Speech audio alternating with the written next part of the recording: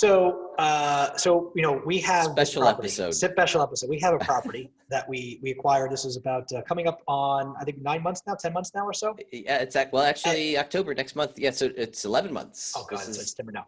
So, and we'll go into this is like a whole thing in itself. So we're going through the process of doing a cash out refinance. That was part of our business plan, and we have a surprise note that's due 12 months before it was actually due. Mm-hmm. And so we need to be able to satisfy the note when it comes due, and also pull out some equity that we've built into this community. And so it's a very unique property, and we'll go into that in another episode. But one of the unique aspects, one of the amenities of this place is that there aren't any kitchens. It's a feature. It's a feature. It is actually. It's comprised of about 55 very small apartment homes. There is one bathroom. You have your own bathroom door, right? There's a toilet, sink, shower, and there's your main room. There's a closet. I think each of them have a closet, and that's pretty much it. It's very simple. And for the clientele, the people that live there that are extremely low income, it's either living outside of the street or living in a place like this, and they're very happy to live in a place like this. But one of the challenges we're running into is on the refinance side. And by the way, we just need to mention, so the nickname for this property, and this is held true.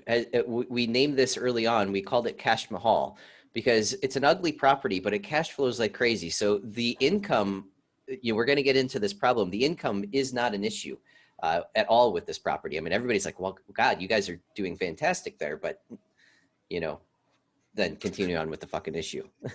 So the problem is nobody can get over. It's like the most incredible thing.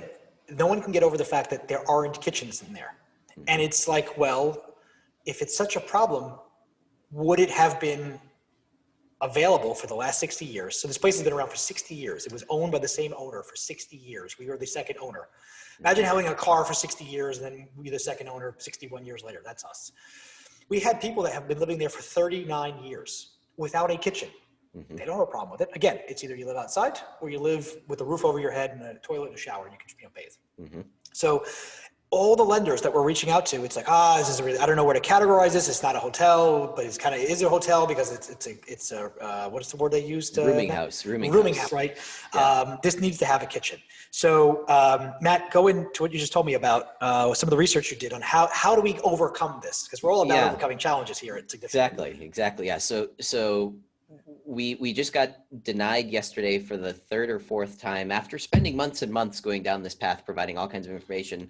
Oh yeah, we should be able to do this, no problem. You guys are doing fantastic with your cash flow and everything. You guys are great as operators. Oh wait, last minute, this kitchen thing, it keeps coming up over and over again. So I'm like, there's got to be some way to be able to go into why it's a problem. I think it has to do with what the lender does, right? So the last one, yes. We were denied because, again, coming back to the kitchens, agency debt, meaning Fannie and Freddie, that's basically where you ultimately want to be able to get to. Mm-hmm. But Fannie and Freddie will not finance anything without kitchens. So this particular group, again, said everything was good. You guys are great. Cash flows are great. We should be able to do this. And then they thought about it. They don't know how we would get out of the loan once we accept that loan, because if we can't go agency, then we're basically going to be playing in this realm of community banks, which we thought was fine, but apparently, according to this other group, they wanted to make sure that we could finance out of the opportunity. Yep. In X number of years. Yeah. So they're worrying about the exit plan is what I'm getting at. Yeah. Yep. Exactly. And so you started looking up the definition or what qualifies a kitchen. What is a kitchen? Yeah, exactly. What is the definition of is for all you Bill Clinton fans? Back 20 years ago. We, I started going down all kinds of paths like, okay, again, they don't necessarily know what to qualify this place as. So, okay, can we do, senior living, which senior living, you have to have 40% senior residents occupying the property, which we probably do. Yeah, there's a lot of elderly. Yeah.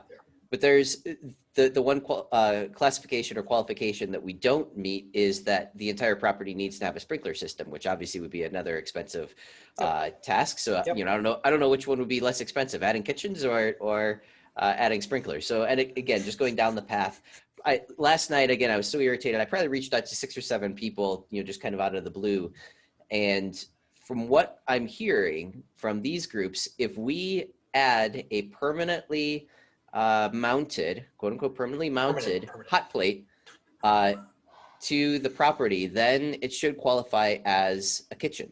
So we're exploring that more, obviously, today. But yeah, so we might be buying 55 hot plates and getting out of our little predicament here. So That's so it. So hot plates. That is the screws and hot plates is the answer to our problems. Because the actual, again, it sounds like the definition of a kitchen is that you need to have a stove there. So this would qualify as your stove. So, and we actually found some nice ones that it's kind of like a toaster oven with 2 hot plates on top of it. So it's, you know, we're even going to give them, they can bake a cake too. They can put it in the, yeah, look at that. This is how we're improving the quality of life for people. Now, for what it's worth, this property was acquired before we started Significant. We built our core values for Significant. So it's technically outside of Significant, but we still are compelled to deliver as much of our ethic as we can. The economics of this property makes it difficult to have the payroll, the people, the staff to be able to deliver this.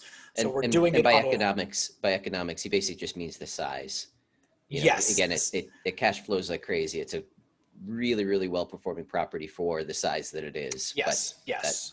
And that's part of the reason why in Significant we acquire properties that are 250 units and above, because it has the revenue numbers to be able to support the staff, 5, 6, 7, 8 people, to be able to deliver all the level of customer service that we want to do. With 55 units, we barely have 1 person there. So that's, I want to call that out. So that's it. So yeah, so I thought this was an interesting turn of events, and I figured we would share it with the world, so that you too won't suffer from this problem when you have a community of 60 kitchenless apartments, and you're stuck with being able to not refinance it. So let's see where this goes, to be continued. And then of course, one day we'll go into the Air Haven story. Yes. Which would be a lot of fun. That'll be another series. Yep. That'll be another series. All right. So Matt, see you later. JP. Bye. Bye.